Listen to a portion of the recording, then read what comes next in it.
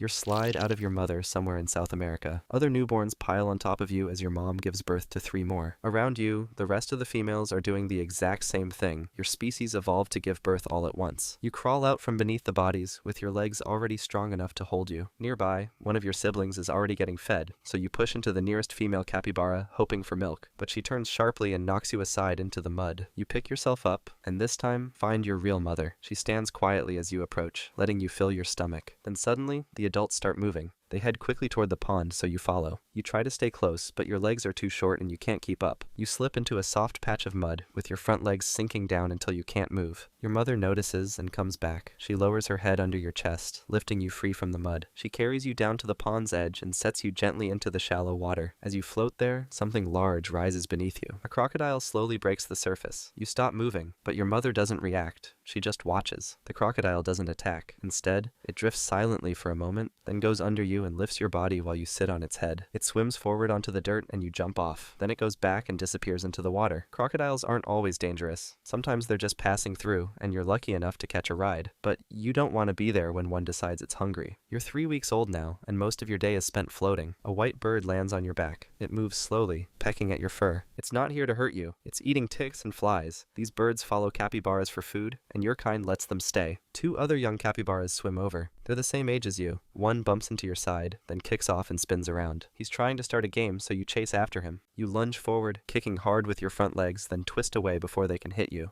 You take turns pushing and shoving, testing how fast and how strong each of you is. The bird lifts off and flies away as the game gets louder. This kind of play has a purpose. It teaches you the basics of how to move and dodge in case any predators attack. But then, something else moves in the water. An otter bursts from the water and clamps down on your friend's leg. It shakes violently, dragging him sideways. Otters are predators, but they're also territorial. Your friend kicks hard and the otter lets go for a second, then snaps again and bites higher up near the ribs. Then, when it finally had enough, it lets go and disappears. You stay still, holding your breath, because moving now would only make things worse. Your friend limps out of the water, leaving a trail in the mud. You follow behind him quietly. The bird comes back, lands beside him, and starts picking at the blood on his fur. Tomorrow, you'll follow the group uphill to find new grass. But for now, you just lie there watching and hoping the otter doesn't come back. Skip forward a bit, and you're 2 months old now. The pond is smaller now. Its edges are cracked, and the grass around it is non-existent. Most of the good plants are gone, except for one patch up the hill past the muddy slope. You spot it early and start walking. The slope is slippery, but you climb anyway. Then, a larger juvenile blocks the top. He turns toward you, lowers his head, and takes a step forward. He doesn't want to share, but you don't stop. You shove into his chest and keep moving. He pushes back, holding his spot, but you're not small anymore. You press harder with your back legs, digging into the mud. His foot slips, and he stumbles sideways, just enough to let you pass. You reach the patch alone. The grass is fresh, so you graze for a while, and then look back down the hill. You chirp once. The others hear it. Within minutes, a line of capybaras is climbing toward you. As they arrive, the juvenile you pushed tries to squeeze into your spot. You turn toward him and plant your feet. He pauses. Then he moves to the side and eats somewhere else. After you've eaten your fill, you squat and poop.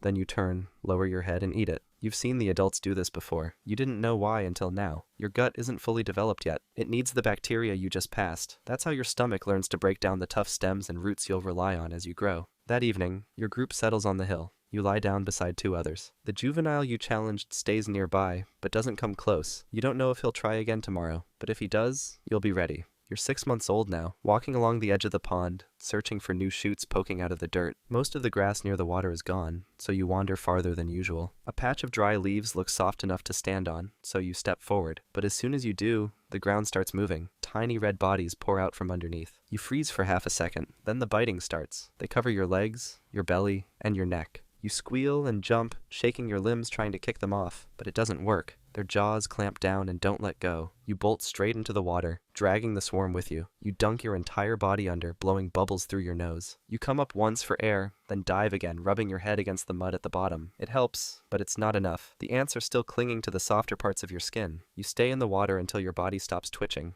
and that's when the ants finally let go. When you crawl back out, you see movement across the pond. A coati is digging at the same pile of leaves. Its snout pushes into the mound and pulls out a chunk of soil covered in ants and eggs. It eats them quickly, flicking its tongue and chewing fast. You stare from the bank, still dripping. The coati doesn't care that you just got swarmed. It just wants breakfast. Fire ants don't belong here, but they're everywhere now. Capybaras like you don't fight them. You just run to the water and hope it's deep enough. Skip forward a bit, and you're 1 year old now, bigger, heavier, and no longer treated like a baby. You still walk near your mother, but she doesn't look back as often. When you chirp, the others don't respond. You eat with them, you sleep with them, but something's different now. You're old enough to leave. One morning, you don't follow the group. You walk the other way toward a log covered in moss. You graze there alone until sunset, then go to sleep beside it. No one joins you, and no one comes looking either. The next day, you try to form something new. You nudge 2 juveniles to follow you. One does for a while, but by midday he's gone. He went back to the group. So you stand by the riverbank, unsure what to do next. That evening, you rub your snout against a tall patch of reeds, leaving your scent behind. You wait in the shallows, watching the trail, but no one appears. On the 3rd day, you walk farther downstream and see a different group.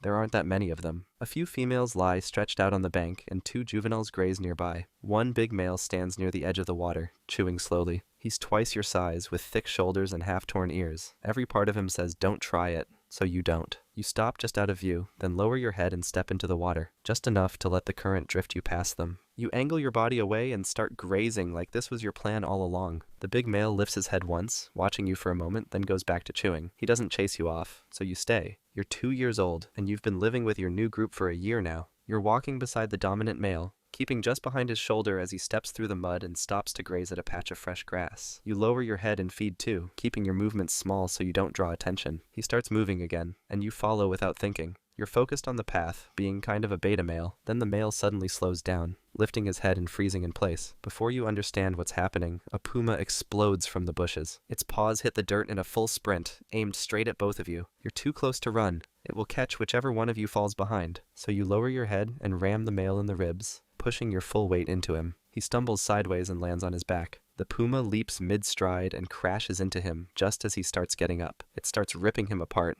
tearing his neck, which disables him instantly. You turn and run. You don't look back. You throw yourself into the river, kicking hard through the shallow water and pulling yourself onto the far bank before you stop moving. You stay there for hours, hidden under a random tree, until the sun starts to drop and the others come looking. That evening, you return to the group alone. The dominant male is dead. No one challenges you, and no one even looks at you for long. You take his place, his spot near the food, his position near the females, and control over the rest. You're not a follower anymore. You're in charge now. Skip forward, and you're 4 years old now. The river's drying up again, but there's a warm spring tucked between the rocks where the water stays clear. You've claimed it. No other males come near, because they know it's yours. Most mornings, you soak here alone. But today, a female enters the water nearby. She doesn't look at you. She just settles in and floats. You stay where you are, pretending not to notice. Then you climb out, shaking water from your fur, and start circling around her. It's not the first time you've seen this happen. You've watched older males do it. But she ignores you. So you keep walking in big circles, just like you've seen. She stands and moves the opposite way. It's working. She walks faster, so you follow, but you move too quickly, splashing through the water and closing the gap too soon. She turns into the grass and stands at the edge, just watching. You stop and lower your head to eat from a clump of weeds, chewing slowly while facing away from her. After a while, she circles back. This time, she walks right past you. You turn and follow, keeping your steps steady and staying behind her. She slows down and lets you get closer. You move to her side and climb on top, planting your front feet behind her shoulders. It lasts a few seconds, then she steps away and walks back into the spring, lowering herself into the water. You follow and lie beside her. Now you understand how it works. You don't need to fight or push others aside. You just need to move the right way at the right time. You're 5 years old now. You walk at the edge of the forest where the fruit trees grow. A mango drops nearby and rolls past your feet. You bite once, then again, sweet juice filling your mouth as you chew. The skin tears easily. You swallow half before the other capybaras even notice it fell. 2 females and a younger male are close by, all focused on their own fruit. A few more drop around you, bouncing off branches and landing in the leaves. One of them rolls farther, slipping into the bush. You step after it without thinking, still chewing the last bite. Then something yanks your leg sideways. A wire closes tight around your ankle, jerking you off balance and slamming your body into the ground. You try to push up, but your leg stays pinned. The wire's too strong. You twist hard and kick, dragging yourself in a half circle through the dirt. But it doesn't loosen. You struggle harder, digging your teeth into vines, ripping at the bush that hides the anchor, but nothing breaks. The snare holds your leg out at the wrong angle, and the more you pull, the deeper it cuts. The others are already gone. When the wire snapped shut, they ran without even taking a look at you. You stop moving. The blood around your ankle thickens in the dirt. Then flies start landing on your back and stay there. Eventually, the sound of footsteps comes through the trees. One man walks toward you, holding a coil of rope in one hand and a machete in the other. He crouches, checks the snare, then grabs your leg and pulls you free. You don't resist. You're not awake for most of what comes next. He carries you by the legs, ties you to a pole, and slings it over his shoulder. Back at camp, the work is quick. He skins your body and lays the hide out to dry. The meat is set aside. Weeks later, part of you is wrapped around someone's waist, stitched into a belt. Life as a capybara might be rough, but there's another animal out there that has it way worse. Trust me, it's wild. Check out the video and see for yourself.